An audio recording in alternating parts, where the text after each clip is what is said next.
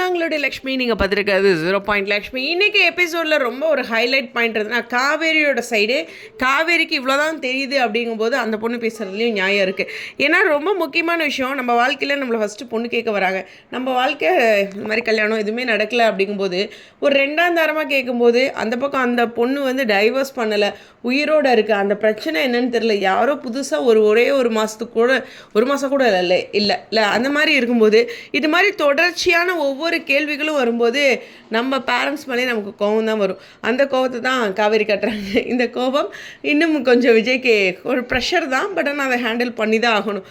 So இப்போதைக்கு கல்யாணங்கிறது இல்லை, ஒன்றுமே பண்ண முடியாது அது ரிலேட்டடாக அப்படிங்கிற ஒரு விஷயம் தான். ஸோ பொறுமையாக விஜய் மறுபடியும் காவேரியை சமாதானப்படுத்தணும். குட்டி பாப்பா மேலே மட்டும் காவேரி கொஞ்சம் அமைதியாக இருப்பாங்க, மற்றபடி அவ்வளோதான். அந்த பக்கம் பார்த்திங்கன்னா விஜயும் பாட்டி இல்லை, தாத்தா சித்தி எல்லாத்தையும் வந்து சத்தம் போட்டிருக்காங்க. அம்மாவும் அவசரப்பட்டீங்கன்னு சொல்லியிருக்காரு. ஸோ விஜய் வந்து நாளைக்கு அந்த அழகாக அந்த ரோட் சைட், ஸோ அவன் கோவம் கொஞ்சம் கூட மாறவே இல்லையே, அது நமக்கும் சமாதானம்.